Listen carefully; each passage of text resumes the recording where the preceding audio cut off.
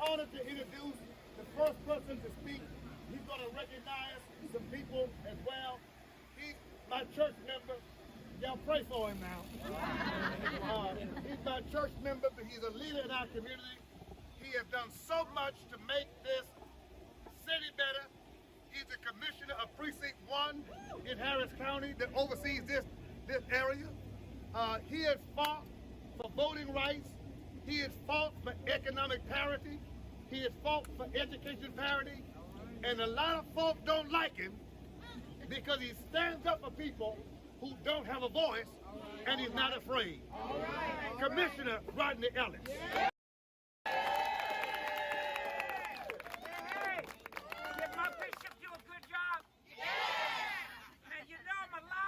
But I was told don't turn the mic on or they'll lock somebody up. As Bishop said, this is a nonpartisan effort, but if you vote for the wrong person, I'm going to quit praying for you. Now, did you catch my drift? It's a nonpartisan effort, but I'm voting for all Democrats. Now, that's me. And then for the second round of ballot, I'm going to vote from the top to the bottom. If you want to vote for somebody else, that's okay. Somebody for you. Because you ought to be forgiven. There are a lot of judges out here. I'm not going to try to call all their names out, Judge. If you judge, just yell out and hold your hand up. There you are. And all of them on the right ticket. I know Claude Cummings is back here. The old man and the young man. Claude Cummings, speak up your head. Our mayor is on his way back. I'm from the south side, but I'm glad to be in the folk fold. I want to bring our Congresswoman of the 18th Congressional District. Without a Barbara Jordan, without a Craig Washington, we would not have a Shirley Jackson Lee. And without a Mickey Leland, we wouldn't have had any of that. What am I saying?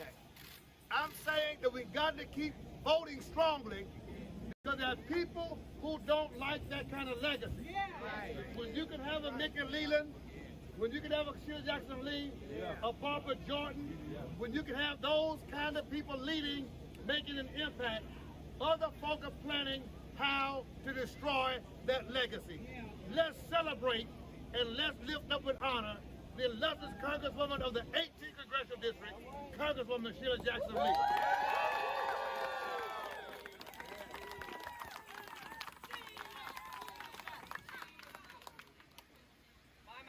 My. Look at you. Don't you look like a powerhouse to me? Why don't you make some noise? I'm not afraid of the ordinance. I'm just ready for victory. Make some noise.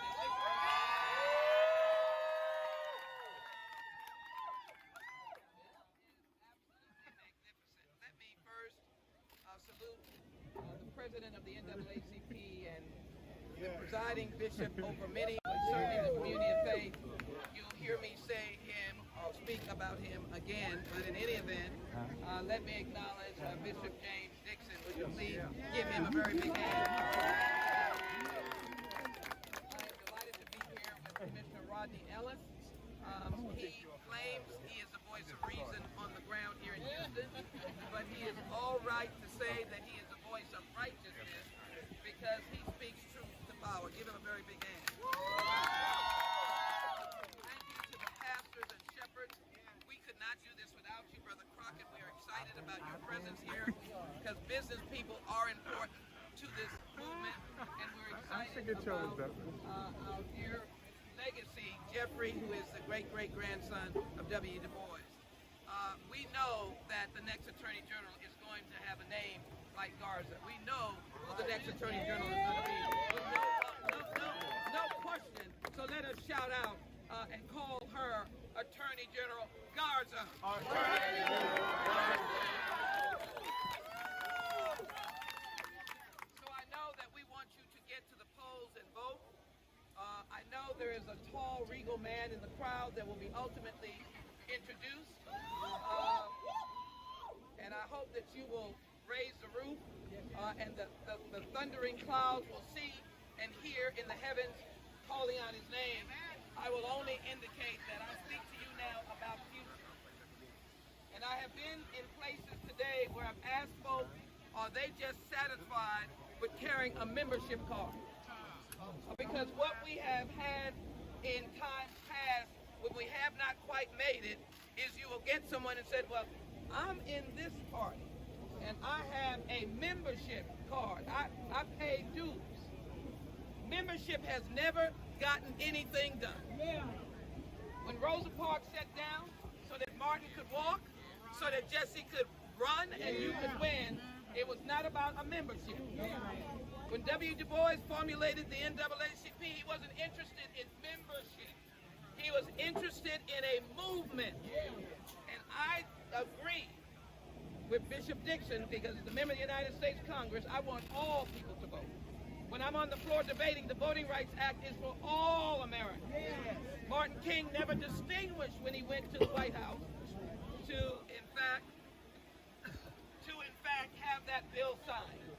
In fact, Republicans voted for the Voting Rights Act in 1965. We would not have gotten it passed. They voted for the Civil Rights Act. I asked Republicans to join us in empowering people to vote. But it was a movement. And if we are to declare a new man the governor, if the vision of Bishop Dixon is to come to fruition, if all of the pastors who are in their own right, in their individual capacity here, if the mayor who works every day, called Sylvester Turner, who lifts us up, gives us encouragement, is able to lead this city, it's got to be a movement. We got to take this movement all the way to Austin and change the whole fabric of it. I don't know if anybody's hearing me. That fabric is a mosaic, not a melting pot. And that means if your language is a beautiful Espanol, you are at the table. If you are Asian Pacific, you're at the table. If you're Southeast Asian, you're at the table. If you're descendant of enslaved Africans, you're at the table. If you came over on Pilgrim's Pride, you're at the table. If your language is beautiful and different, you're at the table. I'm interested in those who are willing to shed the shackles of a membership card, get in the movement, and drive us to victory all the way to victory.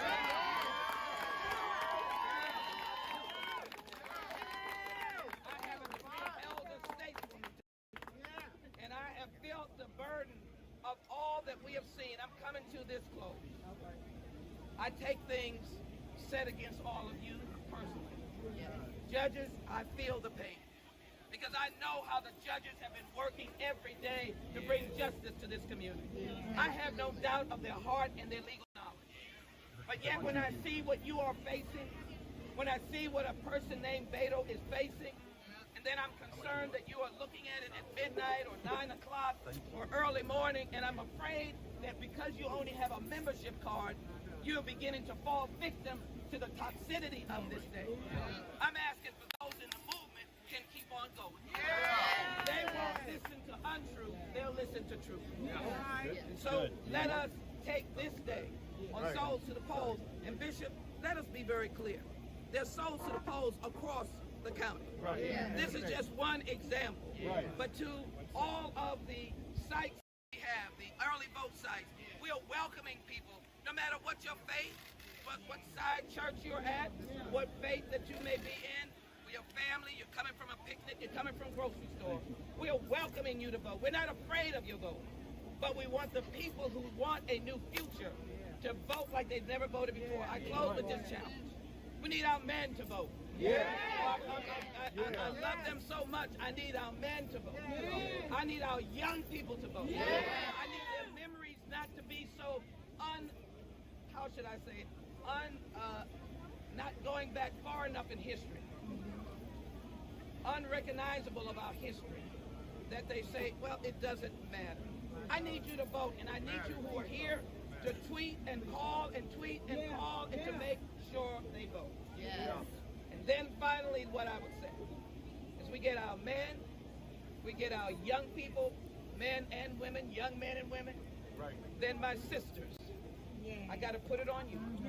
I got to put it on the mothers, the sisters, the wives, the significant others. I got to put it on the grannies. I got to put it on the aunties. I got to put it on everybody. I got to put it on the glamour ladies. I gotta put it on everybody that thinks they can move. I gotta put it on you. You gotta carry it home. Because if there's ever an attack on anyone more time in history than ever, it is an attack on women's rights. Yes.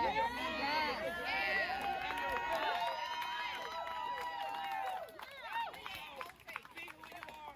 Take that membership card. Put it aside. I'm gonna walk off this thing, hopefully not falling. Everybody here, part of the movement, and we know who we gonna move. Yeah.